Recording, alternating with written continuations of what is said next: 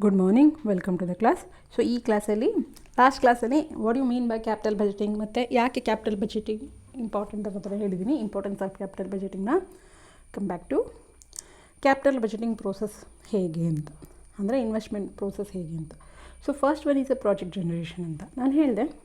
ಏನು project capital budgeting ಅಂದರೆ ಇನ್ವೆಸ್ಟ್ಮೆಂಟೇಷನ್ಸು, ನಾವು ಇನ್ವೆಸ್ಟ್ಮೆಂಟ್ ಮಾಡಬೇಕಾ ಬೇಡವಾ ಅನ್ನೋದನ್ನು ಡಿಸೈಡ್ ಮಾಡುವಂಥದ್ದನ್ನು ನಾವು ಕ್ಯಾಪಿಟಲ್ ಬಜೆಟಿಂಗ್ ಡಿಸಿಷನ್ಸ್ ಅಂತ ಹೇಳ್ತೀವಿ. ಪ್ಲ್ಯಾನಿಂಗ್ ಮಾಡುವಂಥದ್ದು, ಪ್ಲ್ಯಾನಿಂಗಲ್ಲೇ ಬಜೆಟ್ ಅಂದರೆ ಪ್ಲ್ಯಾನಿಂಗು. ಸೊ ಫ್ಯೂಚರ್ಲಿ ಈ ಡಿಸಿಷನ್ಸ್ನ ಮಾಡಬೇಕಾ ಬೇಡವಾ ಅನ್ನೋದನ್ನು ಡಿಸೈಡ್ ಮಾಡೋದನ್ನು ನಾವು ಕ್ಯಾಪಿಟಲ್ ಬಜೆಟಿಂಗ್ ಅಂತ ಹೇಳಿ ಹೇಳ್ತೇವೆ. ಸೊ ಇಲ್ಲಿ ಫಸ್ಟ್ ಪ್ರೋಸೆಸ್ ಹೇಗೆ ಜನ್ರೇಟ್ ಆಗುತ್ತೆ ಈ ಕ್ಯಾಪಿಟಲ್ ಬಜೆಟಿಂಗಲ್ಲಿ ಅಂತ. First is a project generation. Project generation ಹೇಗೆ, ನ್ಯೂ ಪ್ರಾಡಕ್ಟ್. ಈಗ ಹೊಸ ಹೊಸ ಆ್ಯಪ್ ಬರ್ತಾಯಿದೆ, ನೋಡ್ತಾ ಇದ್ದೀರಿ, ಹೌದಾ? ಸೊ ಈ ಆ್ಯಪ್ನ ನಾವು ನ್ಯೂ ಪ್ರಾಡಕ್ಟ್ ಅಂತ ಹೇಳ್ತೀವಿ. ಏನು ಇನೋವೇಟಿವ್ ಪ್ರಾಡಕ್ಟ್ಸ್ ಬರುವಂಥದ್ದು, ಅಥವಾ ಕ್ವಾಲಿಟಿ ಅಪ್ಡೇಟ್ ಆಗಿ ಬರುವಂಥದ್ದು, ಅಥವಾ ಏನು ಫೀಚರ್ಸ್ ಎಲ್ಲ ಅಪ್ಡೇಟ್ ಆಗಿ ಬರುವಂಥದ್ದು, ಒನ್ ಮೋರ್ ಪ್ರಾಡಕ್ಟ್ನ ಆ್ಯಡ್ ಮಾಡುವಂಥದ್ದು, ಅಥವಾ ಅಡ್ವರ್ಟೈಸ್ಮೆಂಟ್ ಕ್ಯಾಂಪೇನ್ಗೆ ಹೋಗುವಂಥದ್ದು, ಅಥವಾ ಕಂಪ್ನಿ ಏನು ಮಾಡ್ತಾರೆ, ಅವರ ಎಲ್ಲ ಮಿಷನರೀಸ್ನ ಅಪ್ಗ್ರೇಡೇಷನ್ ಮಾಡೋಕ್ಕೆ ಹೋಗ್ತಾರೆ, ಮಾಡರ್ನೈಸೇಷನ್ ಹೋಗ್ತಾರೆ, ರಿನೋವೇಷನ್ ಮಾಡಲಿಕ್ಕೆ ಹೋಗ್ತಾರೆ. ಈ ಎಲ್ಲದನ್ನು ನಾವೇನಂತ ಹೇಳ್ತೀವಿ, ಪ್ರಾಜೆಕ್ಟ್ ಜನರೇಷನ್ ಅಂತ ಹೇಳಿ ಹೇಳ್ತೇವೆ. ಅಂದರೆ ಏನು, ಒಂದು ಐಡಿಯಾ ಕ್ರಿಯೇಟ್ ಆಗುತ್ತೆ. ಏನು, ನಮ್ಮ ಕಾಸ್ಟ್ ರಿಡ್ಯೂಸ್ ಮಾಡಬೇಕು, ಕ್ವಾಲಿಟಿ ಚೆನ್ನಾಗಿ ಮಾಡಬೇಕು, ಹೊಸ ಪ್ರಾಡಕ್ಟ್ನ ಇಂಟ್ರೊಡ್ಯೂಸ್ ಮಾಡಬೇಕು ಅಂತ. ಸೊ ಅಥವಾ ನಮ್ಮ ಬ್ರಾಂಚಸ್ನ ಎಕ್ಸ್ಪ್ಯಾಂಡ್ ಮಾಡಬೇಕು, ನಮ್ಮ ಸೇಲ್ಸ್ ಇನ್ಕ್ರೀಸ್ ಮಾಡಬೇಕು, ಕಾಸ್ಟ್ನ ರಿಡ್ಯೂಸ್ ಮಾಡಬೇಕು. ಸೊ ಈಗ ಕರೋನಾ ಬಂದಿದೆ, ಇವಾಗೇನು ಮಾಡ್ತಾರೆ, ಹೊಸ ಮೆಡಿಸಿನ್ನ ಸರ್ಚ್ ಮಾಡ್ತಿದ್ದಾರೆ. ವ್ಯಾಕ್ಸಿನ್ ಎಲ್ಲ ಬಂದಿದೆ, ಬಟ್ ಸ್ಟಿಲ್ ಸಮ್ಮೋರ್ ಅದಕ್ಕಿಂತ ತುಂಬ ಎಫೆಕ್ಟಿವ್ ಆಗಿರುವಂಥ ಮೆಡಿಸಿನ್ಸ್ನ ರಿಸರ್ಚ್ ಮಾಡ್ತಾರೆ. ಅದನ್ನು ನಾವೇನಂತ ಹೇಳ್ತೀವಿ, ಪ್ರಾಜೆಕ್ಟ್ ಜನರೇಷನ್ ಅಂತ ಹೇಳ್ತೀವಿ. ಸೊ ಕಾಸ್ಟ್ ಮತ್ತು ಇನ್ನು ಕಾಸ್ಟ್ನ ರೆಡ್ಯೂಸ್ ಮಾಡೋದಕ್ಕಾಗಿರ್ಬೋದು, ಎಕ್ಸ್ಪ್ಯಾನ್ಷನ್ ಮಾಡೋದಕ್ಕೆ ಹೋಗಿರ್ಬೋದು, ಅಥವಾ ಹೊಸ ಪ್ರಾಡಕ್ಟ್ನ ಲಾಂಚ್ ಮಾಡೋದಕ್ಕೆ ಹೋಗಿರ್ಬೋದು, ಅಥವಾ ರಿಸರ್ಚ್ ಆ್ಯಂಡ್ ಡೆವಲಪ್ಮೆಂಟ್ ಇನ್ವೆಸ್ಟ್ಮೆಂಟ್ ಮಾಡುವಂಥದ್ದಾಗಿರ್ಬೋದು, ಅಥವಾ ಅಡ್ವರ್ಟೈಸ್ಮೆಂಟ್ ಕ್ಯಾಂಪೇನ್ಗೆ ಇನ್ವೆಸ್ಟ್ಮೆಂಟ್ ಮಾಡೋದನ್ನು ನಾವೇನಂತ ಹೇಳ್ತೇವೆ, ಕ್ಯಾಪಿಟಲ್ ಬಜೆಟಿಂಗ್ ಅಂತ ಹೇಳ್ತೇವೆ. ಸೊ ಐಡಿಯಾ ಜನರೇಟ್ ಆಗೋದನ್ನು, ಫಸ್ಟ್ ಸ್ಟೇಜ್ನ ಆ ಐಡಿಯಾ ತೊಗೊತೀವಲ್ಲ, ನಾವು ಹೊಸ ಪ್ರಾಡಕ್ಟ್ನ ಲಾಂಚ್ ಮಾಡಬೇಕು ಅನ್ನೋ ಅದನ್ನು ನಾವು ಪ್ರಾಜೆಕ್ಟ್ ಜನರೇಷನ್ ಅಂತ ಹೇಳಿ ಹೇಳ್ತೇವೆ. ನೆಕ್ಸ್ಟ್ ಬಂದುಬಿಟ್ಟು ಪ್ರಾಜೆಕ್ಟ್ ಇವ್ಯಾಲ್ಯೂಯೇಷನ್. ಇವ್ಯಾಲ್ಯೂಯೇಷನ್ ಅಂತಂದರೆ ಏನು, ನಾವಿಲ್ಲಿ ಎಲ್ಲ ಪ್ರಾಜೆಕ್ಟಿಗೂ ಇನ್ವೆಸ್ಟ್ಮೆಂಟ್ ಮಾಡಲಿಕ್ಕೆ ಆಗಲ್ಲ. ಈಗ ಯಾರೋ ಮನೆ ನೋಡ್ತಾರೆ, ಫಾರ್ ಎಕ್ಸಾಂಪಲ್, ಎಲ್ಲ ಮನೆಯೂ ತೊಗೊಳಲ್ಲ ನಾವು.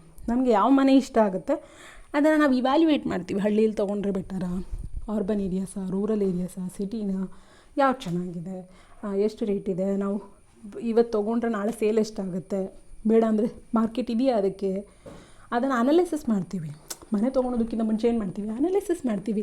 ವಾಸ್ತು ಪ್ರಕಾರ ಇದೆಯಾ, ಏನಾದ್ರು ಈ ಜಾಗ ನಮಗೆ ಚೆನ್ನಾಗಾಗಿ ಬರುತ್ತಾ, ಈ ಏರಿಯಾ ಚೆನ್ನಾಗಿದೆಯಾ, ಇಲ್ಲಿ ನಾನು ಸೇಲ್ ಮಾಡ್ತೀನಿ ಅಂದರೆ ಅದನ್ನು ಮತ್ತೆ ಸೇಲ್ ಮಾಡ್ಬೋದಾ ಅಂತ ಎಲ್ಲ ಕೂಡ ಇವ್ಯಾಲ್ಯೂಯೇಟ್ ಮಾಡ್ತೀವಿ ಇಂಡಿವಿಜುವಲ್ ಡಿಸಿಷನ್ಸಲ್ಲಿ. ಸೊ ಹಾಗೆ ಕಂಪನಿ ಕೂಡ ಇವ್ಯಾಲ್ಯೂಯೇಟ್ ಮಾಡಬೇಕಾಗತ್ತೆ. ಈ ಪ್ರಾಜೆಕ್ಟಿಂದ ನಂಗೆ ಆಗುವಂಥ ಪ್ರಾಫಿಟ್ ಎಷ್ಟು, ಬೆನಿಫಿಟ್ ಎಷ್ಟು, ಕಾಸ್ಟ್ ಎಷ್ಟು, ಮತ್ತು ರಿಸ್ಕ್ ಎಲ್ಲ ಏನಿದೆ ಅಂತ. ಇವಾಗ ಫಾರ್ ಎಕ್ಸಾಂಪಲ್, ಈಗ ಹಾಸ್ಟೆಲ್ ಬಿಸ್ನೆಸ್ ಮಾಡುವಂಥವ್ರು ಅಥವಾ ಪೇಯಿಂಗ್ ಗೆಸ್ಟ್ ನಡೆಸುವಂಥವ್ರಿಗೆಲ್ಲ ಈಗ ಲಾಸ್ ಆಗಿದೆ. ಯಾಕೆ, ಕರೋನಾಯಿಂದ ಲಾಕ್ಡೌನ್ ಆಗಿದೆ, ಎಲ್ಲರೂ ಕೂಡ ವೇಕೆಟ್ ಮಾಡ್ತಾರೆ. ವೇಕೆಟ್ ಮಾಡಿದ್ರೆ ಆ ತಿಂಗಳು ರೆಂಟ್ ಕೊಡೋದಿಲ್ಲ.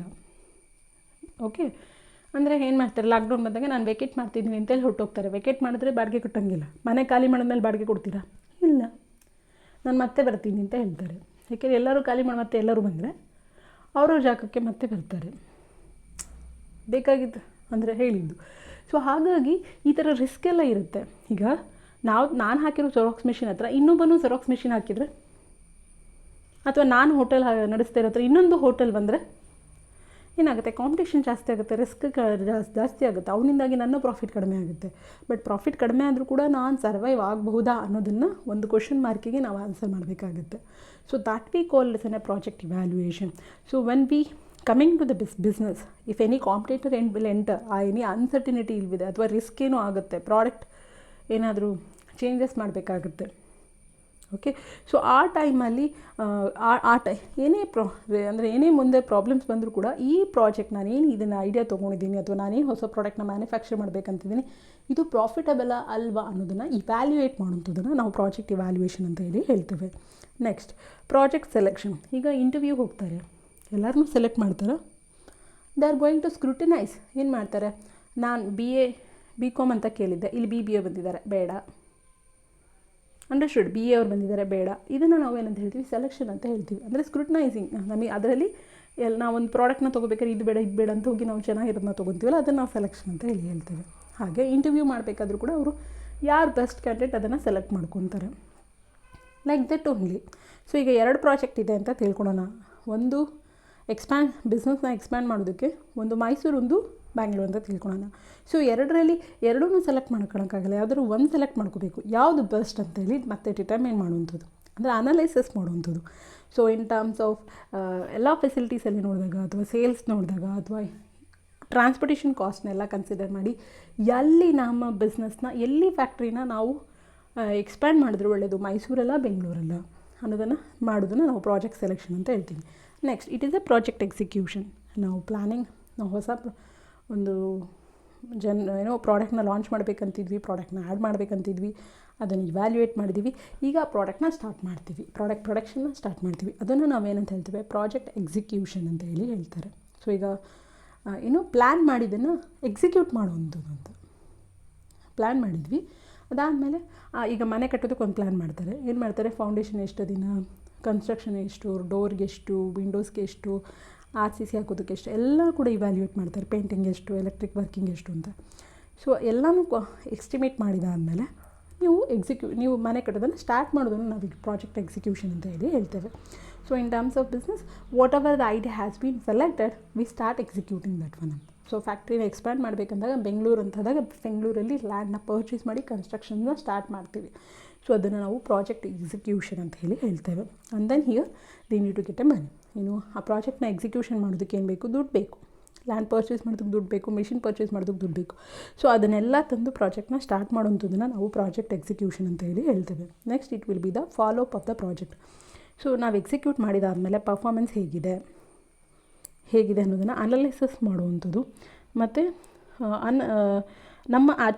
ನಮ್ಮ ಪ್ರಕಾರನೇ, ನಮ್ಮ ಎಸ್ಟಿಮೇಟ್ ಪ್ರಕಾರನೇ ಹೋಗ್ತಾ ಇದೆಯಾ ರಿವ್ಯೂ ಮಾಡುವಂಥದ್ದು, ಪರ್ಫಾರ್ಮೆನ್ಸ್ ರಿವ್ಯೂ ಮಾಡುವಂಥದ್ದು, ಪರ್ಫಾರ್ಮೆನ್ಸ್ನ ಚೆಕ್ ಮಾಡುವಂಥದ್ದು, ಪೀರಿಯಾಡಿಕ್ ರಿಪೋರ್ಟ್ಸ್ನ ಪ್ರಿಪೇರ್ ಮಾಡುವಂಥದ್ದು, ಮತ್ತು ಆ್ಯಸ್ ಪರ್ ಅವರ್ ಪ್ಲ್ಯಾನಿಂಗ್ ಇದು ಹೋಗ್ತಾ ಇದೆಯಾ ಅನ್ನೋದನ್ನು ಅನಲಿಸಿಸ್ ಮಾಡಿ ಫೋರ್ಕ್ಯಾಸ್ಟ್ ಮಾಡಿದ್ದನ್ನು ನೋಡುವಂಥದ್ದನ್ನು ನಾವೇನಂತ ಹೇಳ್ತೀವಿ, follow up of A project ಅಂತ ಹೇಳಿ ಹೇಳ್ತೇವೆ. ಸೊ ಇದಿಷ್ಟು ಕೂಡ these are the process of capital budgeting. ಒಂದು ಹೊಸ ಪ್ರಾಡಕ್ಟ್ನ ಇಂಟ್ರೊಡ್ಯೂಸ್ ಮಾಡಬೇಕಂದ್ರೆ ಅದು ಜನ್ರೇಷನು, ಆ ಪ್ರಾಡಕ್ಟ್ ಚೆನ್ನಾಗಿದೆಯೋ ಇಲ್ವಾ ಅನ್ನೋದನ್ನು ವ್ಯಾಲ್ಯೂಯೇಟ್ ಮಾಡುವಂಥದ್ದು. ಅದಾದಮೇಲೆ ಅದರಲ್ಲಿ ಯಾವುದು ಚೆನ್ನಾಗಿದೆ ಅದನ್ನು ಸೆಲೆಕ್ಟ್ ಮಾಡಿದ್ಮೇಲೆ ಪ್ರೊಡಕ್ಷನ್ ಸ್ಟಾರ್ಟ್ ಮಾಡುವಂಥದ್ದು. ಅದಾದಮೇಲೆ ನಮ್ಮ ಪ್ರಕಾರ ಹೋಗ್ತಾ ಇದೆಯಾ ಅನ್ನೋದನ್ನು ಫಾಲೋ ಅಪ್ ಮಾಡುವಂಥದ್ದು. ಇಷ್ಟು ಕೂಡ ಕ್ಯಾಪಿಟಲ್ ಬಜೆಟಿಂಗ್ ಪ್ರೋಸೆಸ್. ನೆಕ್ಸ್ಟ್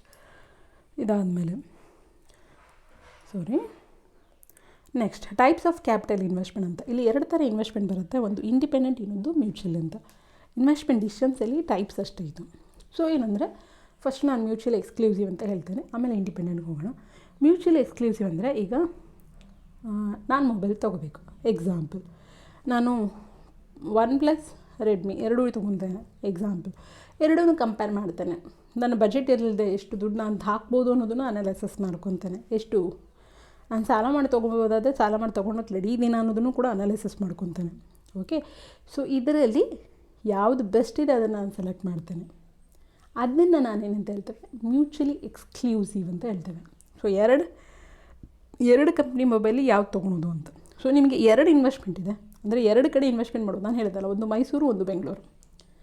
ಮೈಸೂರಲ್ಲಿ ಮಾಡಿದ್ರೆ ಬೆಂಗಳೂರು ಬಿಡ್ತೀವಿ, ಬೆಂಗಳೂರಲ್ಲಿ ಮಾಡಿದ್ರೆ ಮೈಸೂರು ಬಿಡ್ತೀವಿ. ಒಂದು ಕಡೆ ಸೆಲೆಕ್ಟ್ ಮಾಡಿದ್ರೆ ಇನ್ನೊಂದು ಕಡೆ ರಿಜೆಕ್ಟ್ ಮಾಡ್ತೀವಿ. ಒಂದು ರೆಡ್ಮಿ ತೊಗೊಂಡ್ರೆ OnePlus ಬಿಡ್ತೀವಿ, OnePlus ತೊಗೊಂಡ್ರೆ ರೆಡ್ಮಿ ಬಿಡ್ತೀವಿ.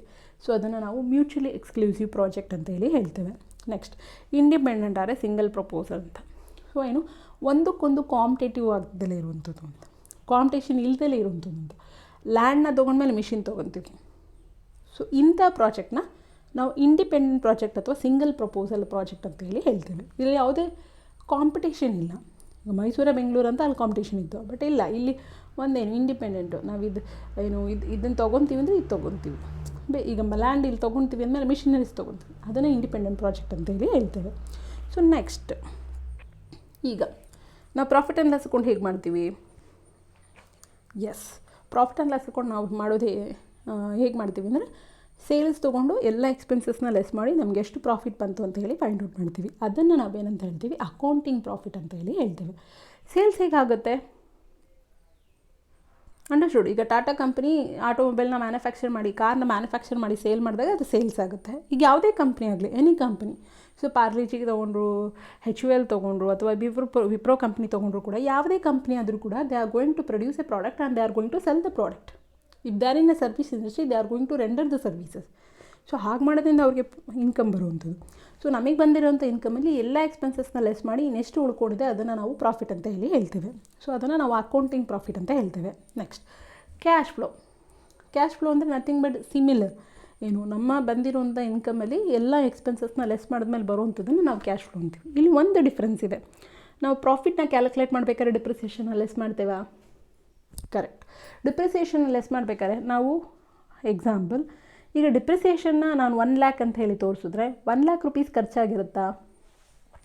ಇಲ್ಲ. ನಾವು ಅದನ್ನು ಎಕ್ಸ್ಪೆನ್ಸಸ್ ಅಂತ ಹೇಳಿ ತೋರಿಸ್ತೇವೆ. ಡಿಪ್ರಿಸಿಯೇಷನ್ ಅನ್ನೋ ಹೆಸರಲ್ಲಿ ಒಂದಿಷ್ಟು ದುಡ್ಡನ್ನ ನಾವು ಎತ್ತಿ ಹೊರಗಡೆ ಇಡ್ತೇವೆ. That is for the replacement. ಆ ಮಿಷಿನ್ ಹಾಳಾದರೆ ಇನ್ನೊಂದು ಮಿಷಿನ್ ತೊಗೊಳೋದಕ್ಕಿಂತ ಇವತ್ತಿಂದಲೇ ಒಂದಿಷ್ಟು ದುಡ್ಡನ್ನ ಡಿಪ್ರಿಸಿಯೇಷನ್ ಅನ್ನೋ ನೇಮಲ್ಲಿ ಯಾವುದು I am going to make it reserve. Okay.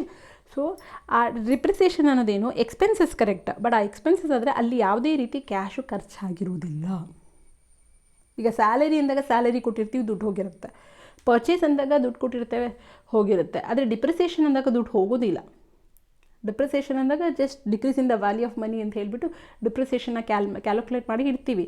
ಆದರೆ ಅಷ್ಟು ದುಡ್ಡನ್ನ ಯಾರಿಗೆ ಕೊಡ್ತೀವಿ? ಸ್ಯಾಲರಿ ಅಂದಾಗ ವರ್ಕರ್ಸಿಗೆ ಕೊಡ್ತೀವಿ, ಪರ್ಚೇಸ್ ಅಂದಾಗ ಪರ್ಚೇಸ್ ಮಾಡಿದವ್ರಿಗೆ ಕೊಡ್ತೀವಿ, ಡಿಪ್ರಿಸಿಯೇಷನ್ ಅಂದಾಗ ತೊಗೊಂಡು ಮಿಷಿನಿಗೆ ಕೊಡ್ತೀವ?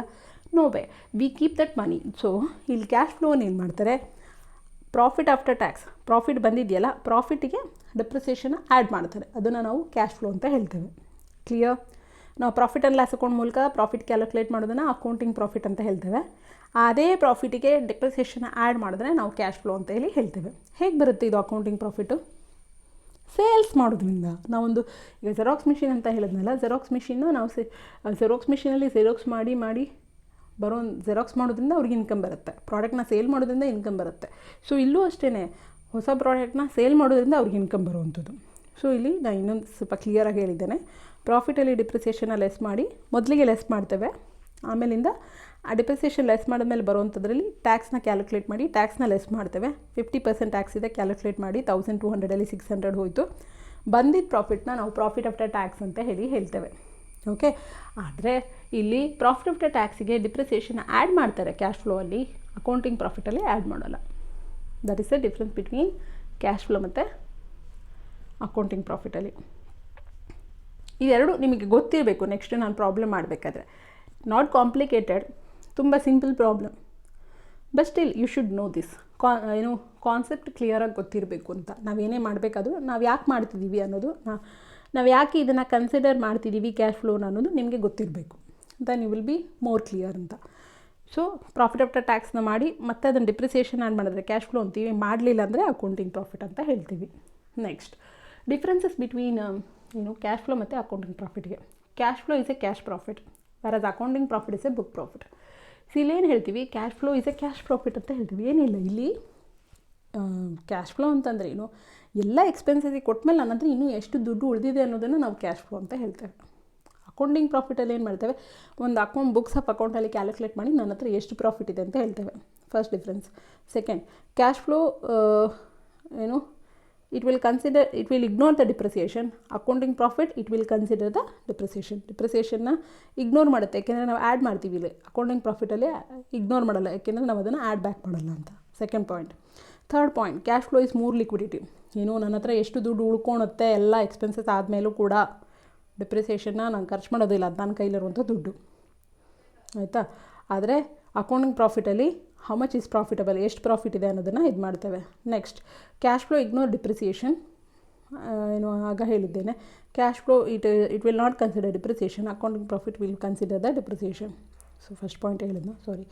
Next, fifth point, cash flow is not calculated as per accounting principle. Accounting principle ಥರ ಮಾಡೋದಿಲ್ಲ. ಅಕೌಂಟಿಂಗ್ ಪ್ರಿನ್ಸಿಪಲಲ್ಲಿ ನಮಗೆ ರೂಲ್ಸ್ ಆ್ಯಂಡ್ ರೆಗ್ಯುಲೇಷನ್ಸ್ ಇದೆ.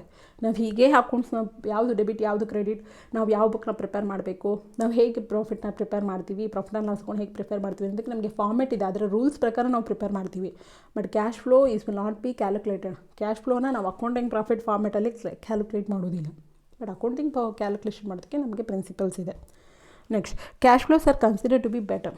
ಬಟ್ ಎರಡರಲ್ಲಿ ಯಾವುದನ್ನು ತುಂಬ ಚೆನ್ನಾಗಿದೆ ಅಂದರೆ ಕ್ಯಾಶ್ ಫ್ಲೋ ಅಂತ ಹೇಳ್ತಾರೆ. ಯಾಕೆಂತಂದರೆ ನೋಡಿ, ನಮಗೆಲ್ಲ ದುಡ್ಡು ಖರ್ಚಾಗಿ ಕಾಯಿಲಿ ಇನ್ನೂ ಎಷ್ಟು ದುಡ್ಡು ಉಳಿಯುತ್ತೆ ಅನ್ನೋದು ತುಂಬ ಇಂಪಾರ್ಟೆಂಟು. ಓಕೆ. ಈಗ ಏನು ಮಾಡ್ತಾರೆ, ಈಗ ಕಂಪ್ನಿಯಲ್ಲಿ ಈ ವರ್ಷ ಪ್ರಾಫಿಟ್ ಬರುತ್ತೆ, ಮುಂದಿನ ವರ್ಷ ಪ್ರಾಫಿಟ್ ಬರುತ್ತೆ, ಅದ್ರ ಮುಂದಿನ ವರ್ಷ ಪ್ರಾಫಿಟ್ ಬರುತ್ತೆ. ಏನು ಮಾಡ್ತಾರೆ ಅದನ್ನು, they will transfer to reserves and surplus, they will give as an dividend. So ಆ ರಿಸರ್ವ್ಸ್ ಆ್ಯಂಡ್ ಸರ್ಪ್ಲಸ್ನ ದುಡ್ಡು ಉಳಿಸಿದ್ದನ್ನು ಕೂಡಿಟ್ಟು ಉಳಿಸಿದ್ದನ್ನು ನೆಕ್ಸ್ಟ್ ಇನ್ನೊಂದು ಕಡೆ ಬೇರೆ ಕಡೆ ಬೇಕಂದ್ರೂ ಇನ್ವೆಸ್ಟ್ಮೆಂಟ್ ಮಾಡ್ತಾರೆ. ಯಾರೂ ಕೂಡ ಹಾಗೆ ದುಡ್ಡನ್ನ ಮನೇಲಿ ಇಟ್ಕೊಳೋದಿಲ್ಲ. ಮೊದಲಾಗೆ ಯಾರಾದರೂ ತಿಜೋರಿಯಲ್ಲೆಲ್ಲ ದುಡ್ಡು ಇಡ್ತಿದ್ರಲ್ಲ, ಈಗ ಯಾರಾದರೂ ಇಡ್ತಾರಾ? ಎಲ್ಲ ತೊಗೊಂಡೋಗಿ ಬ್ಯಾಂಕಲ್ಲಿ ಇಡ್ತಾರೆ. Understood? That's it only. So that's about the today's class about the capital budgeting process ಮತ್ತು ಕ್ಯಾಶ್ ಫ್ಲೋ ಅಂದ್ರೇನು ಮತ್ತು ಅಕೌಂಟಿಂಗ್ ಪ್ರಾಫಿಟ್ ಅಂದ್ರೇನು ಅಂತ ಹೇಳ್ಬಿಟ್ಟು ನೆಕ್ಸ್ಟ್ ಕ್ಲಾಸಲ್ಲಿ I will start with the techniques of capital budgeting problem start ಮಾಡ್ತೇನೆ. Okay, thank you.